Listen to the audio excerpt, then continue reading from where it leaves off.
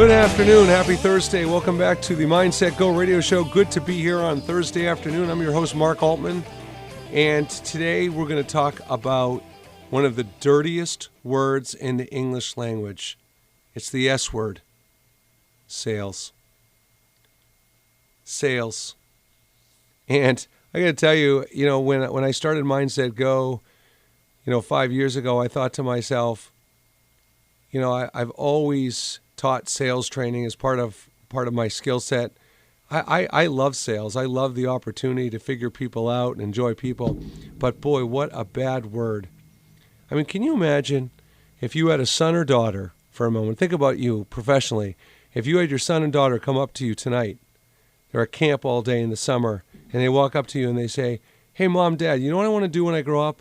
I don't want to be an athlete. I don't want to be a movie star. I don't want to be a musician. I want to be a salesperson." Tell me you wouldn't pass out on the spot if someone as a child really thought they wanted to be a salesperson. I mean, I got to be honest with you. I could count on one hand maybe the amount of time I've ever heard someone as a child say they want to be a salesperson. Why is that? Our perception of salespeople is awful. We talked about last week, as you're listening to the show right now, what's going through your head? Why don't we answer telemarketing calls, for God's sake? We don't answer them because the second we see a number we don't recognize or a telemarketing call, the first thing that goes into our head is intrusion, interruption, something I didn't ask for, something I don't want. And so much of being effective at business development, sales, account management, whatever you want to call it, it all starts with one simple component: understanding what you're walking into. Look, you can research the company. You can understand their pains and areas of growth and how they want to be better and how they can best utilize your service or product. I mean, all those things are important. You can do all those things. But you have to understand when you walk in the door how people are going to perceive you because you're a salesperson. Whenever I go to networking events, and, if for those of you out there who've been to networking events and you look at the name tags and you see the person's name and what they do and the name of their company, there are certain industries that when you see the name of their company or what they do, you immediately expect to be sold to. And this person could be one of the greatest, friendliest, non-aggressive people in the world, but we make snap judgments and quick reactions because our attention span is so short. And now we're in a position where we have to immediately be open-minded to having these judgments and perceptions changed. And this is why I decided to make this week's show about emotional intelligence training for sales. Because most places you look and you hear the concept of emotional intelligence, you hear it for leadership, and rightfully so. But emotional intelligence is really new for sales. And, one of the biggest single challenges in emotional intelligence, but specifically with sales, is resiliency. I mean, how many other jobs exist professionally where you have, your financial success depends on your day-to-day success? You only make money when you make sales, number one. How many jobs experience the amount of rejection that salespeople deal with? I mean, it's insane. You could be rejected depending on the kind of job you have in sales. You could be rejected, 50 times a day, maybe 100, via email, via phone calls, via personal presentations. It doesn't matter. So, look, we can do, when a company calls me up and they say, look, I need help with closing deals. I need help with overcoming objections. My team is not motivated. My team is in a slump. They want a quick fix. They want me to come in for a half day and say, okay, you just do A, B, C, and D, and it's all done. But quick fixes don't work because to be emotionally intelligent in sales, you have to get the root cause of why aren't they able to close deals? Is it because they've lost confidence in themselves? Is it because how they read body language or how they actively listen to clients and customers isn't very good? It could be a skill development area. It could be a personal confidence area. It could be a lot of things. It could be that they're not resilient and they're feeling rejected so much. All of those components make up being a successful salesperson. So let's take a minute to really capture what emotional intelligence is. So at a very high level, there's 5 components to emotional intelligence. There's self-awareness, your ability to recognize your own habits, behaviors. Second is self-control, your ability to respond and react to the people around you, how they behave with their body language, their word choice, their tone. And one of my favorite things about self-control with salespeople is these lines that prospects use where they'll say, you know what, I'm all set. We like what we want. Or, you know, we've already tried that. It doesn't work. Or why fix it if it isn't broken? Think about, as a salesperson, as you're listening to the show, if you've received one of those lines, think about how you roll your eyes. Think about internally you're saying, oh, another one of these, great. That's emotional intelligence. That's a part of self-control. And then the third factor is motivation, how you motivate yourself and how you're motivated by others. The fourth factor is empathy as a tool, as a weapon, as an authentic and genuine tool and weapon to influence people. And fifth is social skills, and that is the perception people have of you, your job, your title. It's what I talked about at the top of the show. So those are the 5 level components of emotional intelligence. But really, in a simple way, it's understanding and managing the emotions we demonstrate and knowing how they affect others. And how do those emotions evoke feelings of recognition, influence, and that magic word we've talked about the last 2 weeks, trust. So, emotional intelligence, think about it. What's more important than that to be successful professionally? So let's get into what we focus on. When I'm working with salespeople on emotional intelligence, there's 3 main areas that I focus that are part of those 5 high levels I just explained. One of them are client relationships, managing client relationships. Okay? So let's talk about what's involved in managing a client relationship. Now, it could be an existing client who you're trying to leverage that relationship and grow more business. It could be a prospect that you're hoping becomes a client. But first of all, there's conflict resolution. Now, you might be raising your eyebrows as you hear me talk about conflict resolution because you might say, well, what do you mean conflict resolution? I'm not getting in fights with my clients. But see, that's another word that's key to being emotionally intelligent. Conflict doesn't have to be a fight. Conflict doesn't have to be yelling. Conflict could be just not seeing eye to eye. And so when you're listening to a client and when they push back and say, well, I don't like your product, I don't like your service, I don't like how you're approaching this interaction, okay, even though it's not necessarily adversarial, you need to manage your reactions to that. And so do you get defensive? Are you inclined to argue or what I call justify, right? Or are you focused on listening without an agenda so there is no conflict? See, to me, when you get a person talking, when you've created a culture and a sales interaction where people feel so comfortable sharing their feelings, sharing their concerns, sharing why they might not do business with him, you've done your job. Instead of getting frustrated that these are standing in your way of making the sale, you should be like, damn, I'm doing a great job. I'm really opening the channels of communication so I can solve these problems.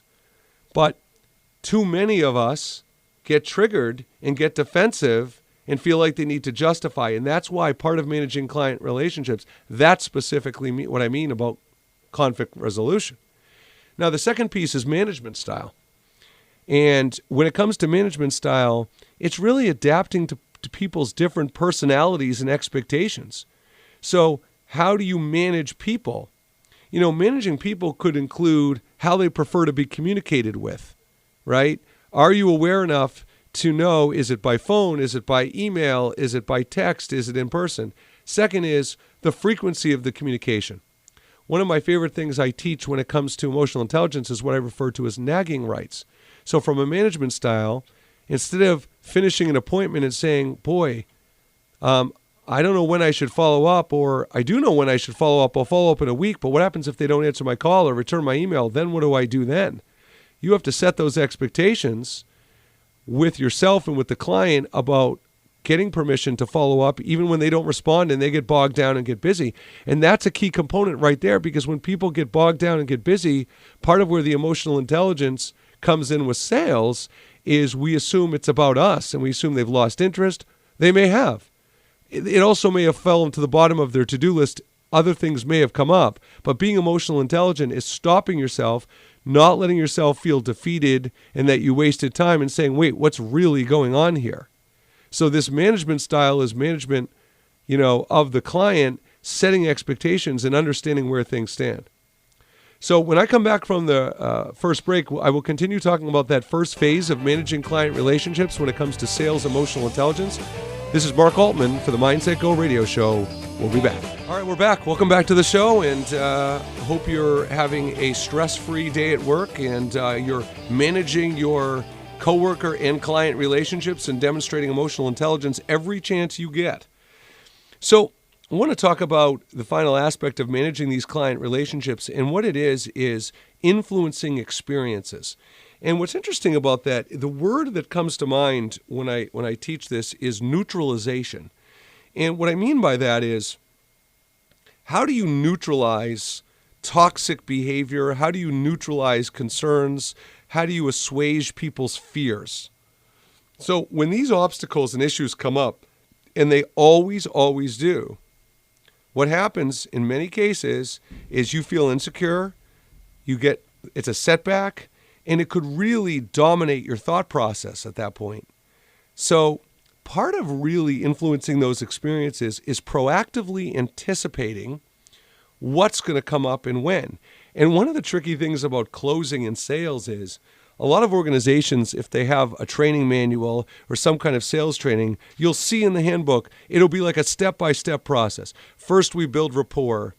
Then we overcome objections. Then we close. And there's all these steps laid out by that. And I always chuckle when I see that, because building rapport is not the first step. You're supposed to be always doing it. Closing, you should always be closing throughout by asking questions and giving impactful responses. So it's a list of, here's all the things that make up a client relationship, not necessarily in a specific order or step. Sometimes people, because of time requirements or expectations, you might not have time to build rapport in the beginning. What I see a lot of salespeople do is, if they don't have an opportunity to build rapport in the beginning because they'll feel rushed, then build rapport later in the call. But you still got to do it. So I think when it comes to closing, there should be no final stage of closing. By the time you get to the end of the sales process, you should have made sure you covered everything you need. Because one of the best compliments you could get managing a relationship with a salesperson is that the prospect comes back to you and says, geez, I have no more questions. You've answered everything else you need. Then you closed. But if they come back to you 3 days later or a week later and say, oh, well, I didn't think of this or whatever, then in many cases, you didn't do your job. Because now they thought of additional reasons why they wouldn't do the deal or they might not do the deal. So the closing, the rapport building, the asking questions, the active listening should happen all throughout. They're not individual stages. So the second aspect to emotional intelligence in sales is self-awareness. And what's interesting about this is sometimes we misjudge how our actions affect others. So becoming more aware of the things we say and lessening the times we act out of impulse can really help your sense of self-awareness. Now, one of the great habits salespeople can do is every time you finish an appointment, for those of us who have a CRM, we're putting our notes in the CRM, the key things we heard in the appointment. But are you self-aware of the things that you said or say frequently that resonate most with the client or with the prospect? Are you seeing big head nods? Are you hearing things like, wow, that's exactly what we needed? Are you hearing things like, we've never heard that before, no one's ever shared that information before? Those are the kind of things you should be listening for to know how you are influencing experiences, people, and situations. And what's interesting is that from a self-awareness perspective, when a deal doesn't come through, most salespeople don't take the time to find out why it didn't come through. They'll just assume, oh, it was money. I love when salespeople rely on that excuse and they say, oh, it was just money. They didn't have the budget. Well, yeah, that's true a very small percentage of the time. But in many cases, we truly don't understand. And that would require a phone call. And before our listeners say, well, they don't always answer the phone, they don't always respond, which is true, make a call and say, listen, I really appreciate your time and invested. I would love your feedback on why you didn't eventually go with our product. But you know what gets in the way of that phone call? Is rejection. And so when we get rejected by people, the tendency is to email the people because we don't want to hear their voice. It's like looking at someone in the eye. We don't want to look at them in the eye. We don't want to hear their voice. We just want to hide behind an email and hope they respond to it. But when you personally take the time to get the self-awareness of why that deal doesn't go through, that's a core value of learning this. That's emotional intelligence. Now, what's interesting, the other point on this, which maybe one or two organizations I've come across in the 5 years I've done this, is it goes both ways. You also want to know why people decided to go with you. Most salespeople are so excited when they get a deal, and rightfully so. But why did you get the deal? Yes, we know your product or service must have fit their needs. Yes, that's a given. But what was it you said? What was the big selling point or step along the way that really clinched it? You need to know that also. You just don't need to know the negatives. You need to know the positives because that will reinforce behaviors for you. And those reinforced behaviors will lead to more outcomes for you. So when it comes to self-awareness, those are big pieces. Now, here are the 3 questions when I'm trying to ascertain whether a salesperson is very good at emotional intelligence. These are the 3 things I think about. First, what emotionally triggers you? Is it body language? You know what I hear a lot emotionally triggers salespeople these days? When people are on their phone, when your prospect is on the phone while you're meeting with them. And that would trigger me to, I think most people, if you're sharing important information and the person's not paying attention, then yeah, that would frustrate me. That would annoy me. But it's not that you have to apologize for that for frustrating you. You have to be aware of how you respond to those situations. So it's either a prospect not listening. It's something a prospect says that is something they've heard before that rubs them the wrong way. Those are probably the 2 most common examples. So if you say, I'm an emotionally intelligent salesperson, the first question I'm going to ask you is, well, what are the things that upset you and how do you respond to those things when they happen? And let's face it, everybody, first impressions communication. If you show frustration, if you show disappointment, if you show a lack of confidence, that in itself, you could have the best service and product in the world, but that could interfere with that. The second thing is how to pinpoint and deal with your own weaknesses, okay? So we have an assessment we send to companies that allows leadership and sales team members to try to identify where their weaknesses are. But you know what? How do you know where your weaknesses are? You know, a lot of leadership team will say, well, they're bad at closing. Well, okay, but what part of closing are they bad at? You know, what part of overcoming objections are they bad at? Are they not asking the right questions? Are they not listening to understand? Are they not as familiar with the product or service as they need to be? Do they not have a process that's proven and it works? It could be any of those things. But when we deal with weaknesses at a high level and when we expect people to be self-aware of their own weaknesses, most often they're not. And one of the leadership points I train on is a concept called heavy lifting. And heavy lifting is when you're putting people on the spot and asking them to be self-aware and critically think, especially about weaknesses or areas of improvement. We have to give them suggestions because most of the time people on their own can't pull these things up in their head.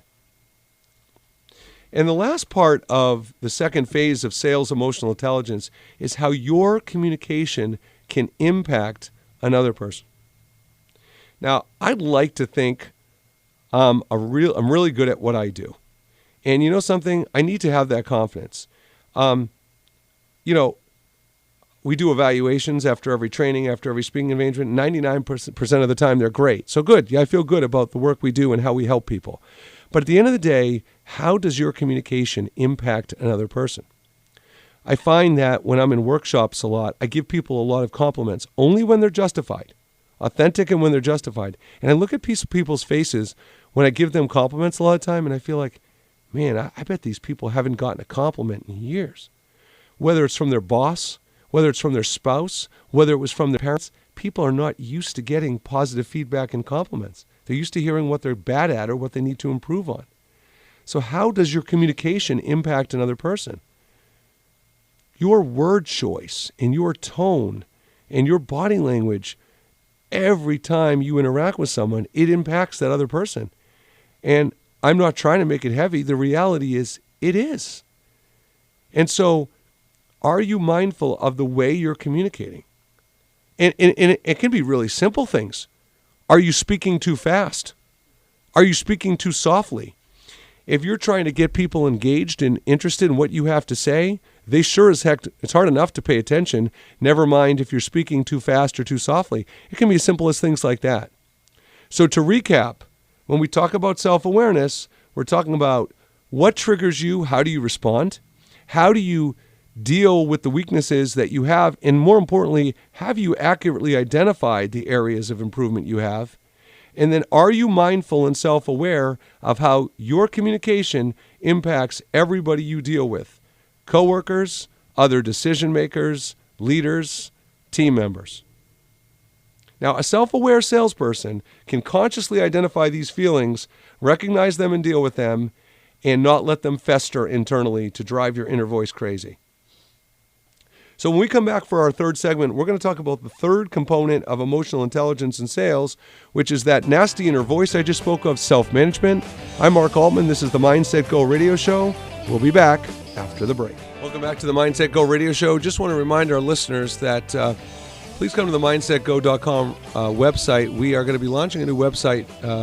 Hopefully, we will have launched it by the time you hear the show. And ultimately, we have webinars, seminars, public speaking engagements. We do private trainings for companies all the time. And you can see our event calendar list. You can sign up for our newsletter so you can keep up to date on events going on with the company. We often send out tips on leadership, sales, communication, emotional intelligence, change management, things like that. Certainly follow us on social media. We're very active on LinkedIn. So glad to have you with us on the show, and love to hear from you and any feedback, and please feel comfortable reaching out to us. Okay, so we're at the third component of sales EQ. We're talking about self-management. And look, I had a guy say to me in a training a couple of months ago, we were talking about some conversational intelligence templates on how to deal with his coworkers on his team. And he looked at me and he raised his hand in a very frustrated message. He said, so let me get this straight. I need to tiptoe around everybody so I make sure I say the right thing and do the right thing. And that was his reaction. And that in itself, in a nutshell, is what the problem is. When leadership views emotional intelligence, it feels daunting. It feels like I got to do extra work to be careful of what I say or how I act and how I do things. But that's what you should be doing anyway. You know, if you care about your team, if you care about the company you work for, if you care about everybody around you being successful, that shouldn't feel like a burden. It should feel like, great, that's what's going to create the best culture and the most engagement here at my company.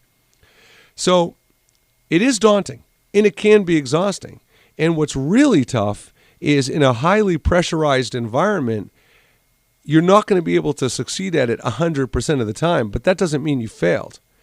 And one of the things I talk about in regards to self-management and self-assessment is how do you assess yourself?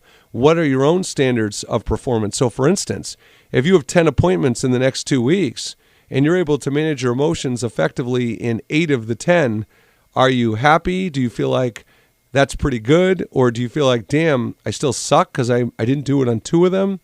And that inner voice of how we manage ourselves and our standards and expectations and confidence is huge, because in that moment, the way I look at it is the number 8's meaningful if the 2 weeks before it, you'd only did 5. If the 2 weeks before you did 10 and now you're down to 8, that's a concern. But by managing your success rates, not just deals you close, not just how many things are in your pipeline, how many opportunities are in your pipeline, but it's your inner success. And I think if you're guessing and you're not really keeping track and you don't have a process for self-management, that is really a kryptonite to your resiliency and competency. So look, here are the aspects of self-management. I'm going to give you them at a high level and then I'll quickly go through them. One is self-doubt. One is self-blame. One is irrationality. One is overconfident. And one is fear. Okay? So when it comes to self-doubt, that was I was just speaking of. Look, the one thing I take a lot of pride in is I know what I'm good at and I know what I'm not yet good at.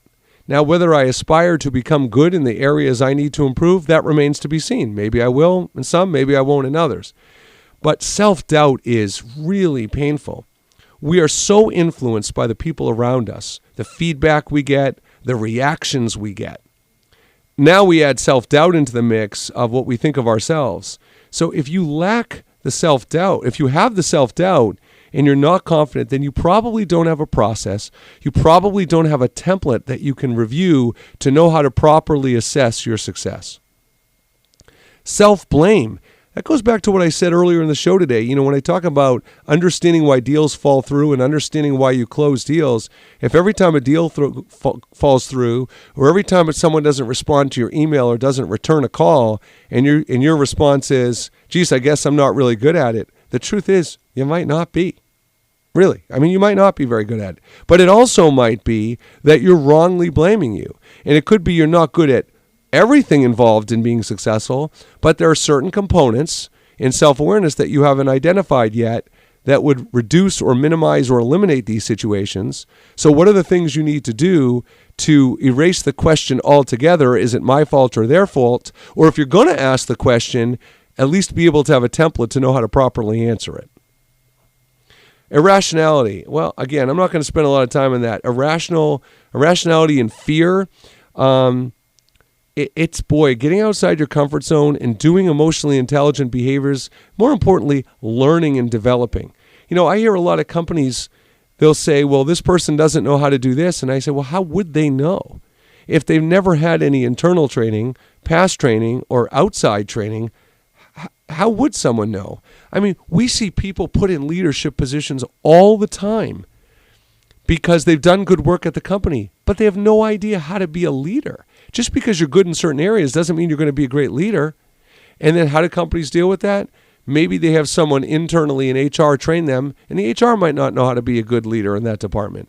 Maybe they go to a boot camp or a one-day or a half-day workshop. That's it. I'm going to become a leader in 1 day and a half day with no sustained and continuous learning. It doesn't make any sense. So you've got to have the knowledge. You've got to have the skills. And if you don't have the experience, either way, you need the tools. But that's part of self-management and self-awareness. Now, the overconfidence, the final factor of self-management, the only comment I'm going to make about overconfidence is most people that are overconfident are hiding the fact that they're really not all that confident at all. So if you're overconfident because you've hit your quota or exceeded your quota or you're in the President's Club or something along those lines, then great. You've got the track record and ongoing success and you have every reason to be overconfident. But the problem with sales, as I mentioned at the top of the show, is there's a lot of ups and downs. There's a lot of slumps you have to battle through. So the people who put on that facade of overconfidence, when they go through those slumps and when they start to get rejected and experience periods of not being successful, you won't necessarily know that their confidence is affected because they're too busy putting on that facade so people can't show there's a chink in the armor or there's potential weaknesses or unsureties or fears. So that's where the overconfidence can come into play. So think about it this way. As you explore the different positive outcomes that go to these three phases of emotional intelligence sales, which is managing client relationships, self-awareness, and self-management, think about this.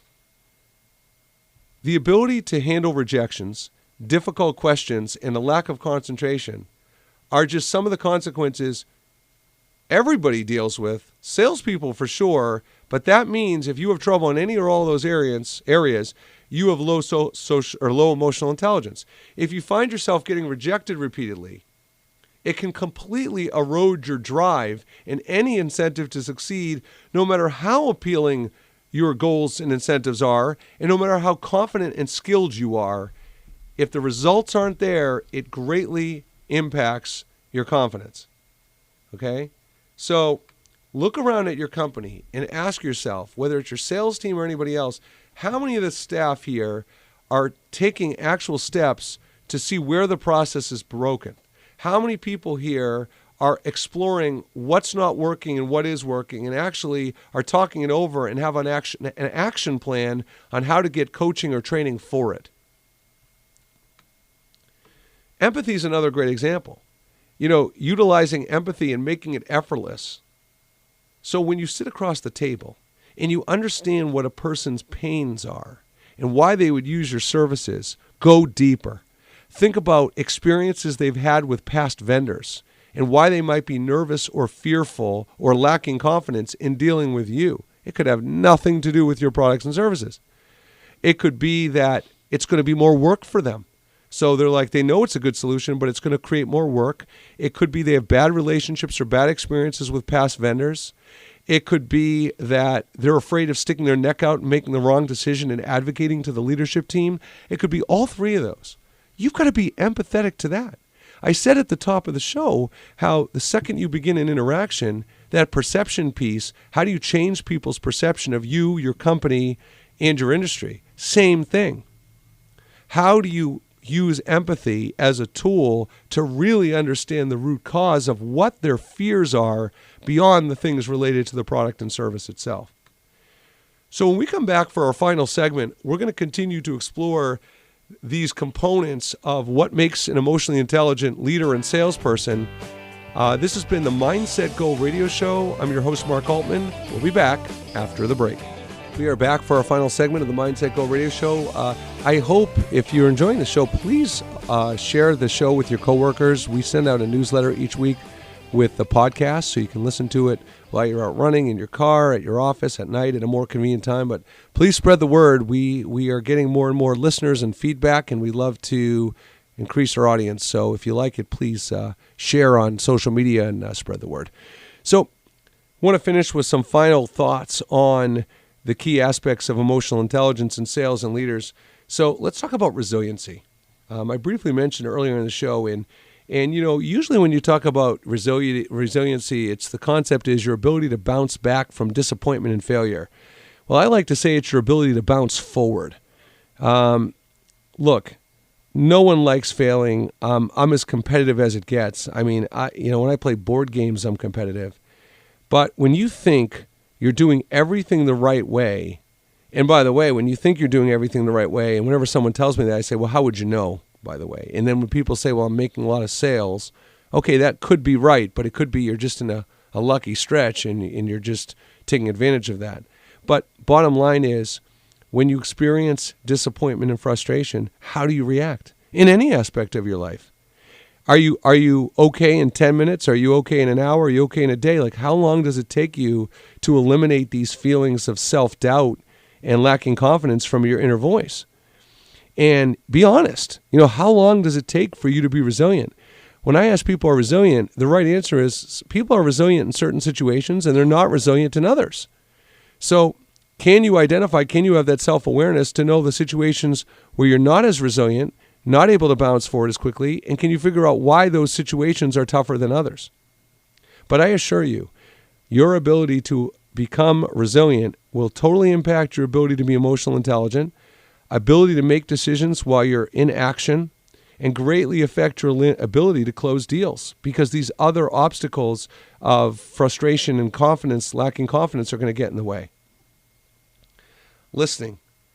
Listening's funny. I find that salespeople who claim they're the best listeners are often the worst listeners. And, too often people, when it comes to listening, they think staring at someone and making eye contact means listening. Listening to me includes taking notes. Listening to me includes restating things and clarifying things that you can bring back from earlier in conversation. But we aren't listening to reply. We are listening to ask more questions and understand more, not to reply. So are you, when you're in a sales interaction, as a leader, when you're in a meeting or doing performance coaching with someone on your team, are you listening to reply? Or when someone says to say something, do you tend to default to asking another question? That is the first and primary rule. Do you listen to reply, or do you stay curious and see if you need to ask and be more concerned about deeper root cause information? Accountability, right? You don't hit your quotas. What you're doing isn't working, or your targets aren't fitting with what you're trying to do. take a step back, see what actions. If your leadership team isn't encouraging that behavior and they haven't given a process for your behavior, reach out to us. We can help you with something like that. But the idea is take a step back, understand what's working and what's not working. And again, from a growth mindset, you're going to make mistakes. You can't be perfect, but have some kind of template to know when you're doing well and when you're not. And I'm going to finish the show today with one of my favorite topics. It's called assertiveness. And, when I look at being emotionally intelligent, it's, can I be assertive? And we too often confuse assertive with aggressive. And one of the challenges in being assertive is salespeople need to say what needs to be said. If you're concerned, am I saying this? Should I not say this? Is this going to upset them or frustrate them? Okay? I would ask you, as long as you say it respectfully, with the right word choice and good body language and good tone, that's assertive behavior. There's always risk. You could say things that you don't think are controversial or would even consider aggressive, and it could rub people the wrong way. You could have body language that you don't even realize rubs people the wrong way. I mean, heck, let's just talk posture. If you're in a meeting and you're slouching, if you have your head on your elbow or something like that, that looks like that's rude. That could be conservative. That could be considered rude behavior. So understanding what assertive behavior is and knowing that you have three choices when you deal with people. You can be assertive, you can be aggressive, and you can be passive. Most salespeople, even if they have even a minor degree of emotional intelligence, know not to be aggressive. Most. But what you're trying to do is you're trying to stay in the middle. And what I find most salespeople fall into a bucket of being passive. Because they don't want to get rejected, because they don't want to hear news that they're assuming or expecting to hear, because they think the answer to a question is not going to be to their liking. And you know something? One formula for being assertive is we don't want maybes in sales. We want yeses and nos. Okay? And when you choose not to be assertive, you're more likely to get a maybe. You know why? Because people don't like giving you bad news. So when you struggle to be assertive and you default to being passive, it could go on for months because the person's going to string you along, not even because they're trying to be malicious or manipulative. They just don't want to give you the bad news because they don't want to hurt you. And you don't want to find out the information because you want to keep hope alive. So the issue with assertive is when you find yourself not asking certain questions, when you find yourself not specifically saying certain things, why? What's getting in the way? What are you actually worried about? And if it is rejection, if it is hearing what you don't want to hear, then that's a problem because that's going to extend your sales cycles.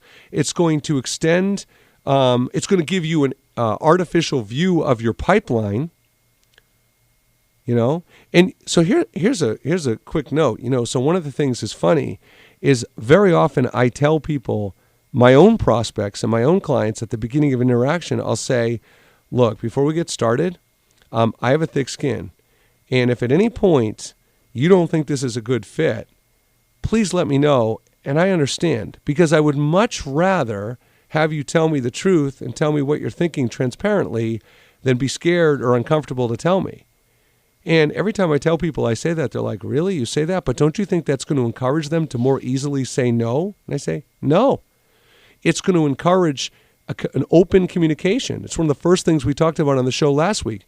It's going to create an environment and a culture for open communication so they feel like they can speak their mind, they can feel like they can express their concerns and needs, and they can feel like I'm not going to pressure them and string them along. That's assertive behavior. Give people permission to say no. Give people permission to speak their mind and know that they can speak the truth to you and you can handle it. And you want it. That's what you want from people. If you're sitting in your office or car, listening to this car, raise your hand if you enjoy being strung along. Raise your hand if you enjoy being misled. You don't. No one does. So if you're choosing a passive route, take the time to identify the consequences of where that passive behavior is. Wasted time, disappointment, poor consequences, extended decision-making, meaningless negotiation, poor resiliency, generating conflict. All these things come into play. So, we spent time talking about emotional intelligence in sales. So, as a company, as a leader, as a team member, if you're trying to figure out what the problem is, and you think it's motivation, or poor closing skills, or poor objection handling, or bad job or inability to prioritize building rapport, or relying on or afraid to talk about budget, or uncomfortable negotiating with people, any of those things, if you call me and tell me that's your problem, I'm going to tell you it's part of the problem. And there's deeper issues going on around emotional intelligence that are getting in the way.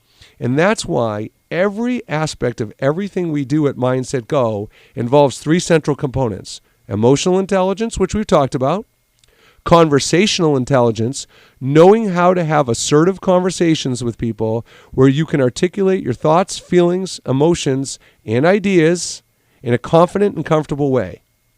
That's conversation intelligence. And the third is multi-generational intelligence. Look, whether it's inside your company in the workplace, whether it's different, I see people in their early to mid-20s put in HR roles, put in leadership roles, put in sales leadership roles all the time now. That's the direction we're trending. Millennials are going to make up 70% of the workplace in 5 years. So the point is, right, that having multi-generational intelligence, knowing how to blend your emotional intelligence, your conversational intelligence, and raw leadership skills all make up that multi-generational intelligence. And that's why we focus on that at Mindset Go. Look, thank you for joining me for another episode of the Mindset Go radio show. We will talk to you next week. Have a wonderful rest of the week and weekend, and we'll talk soon.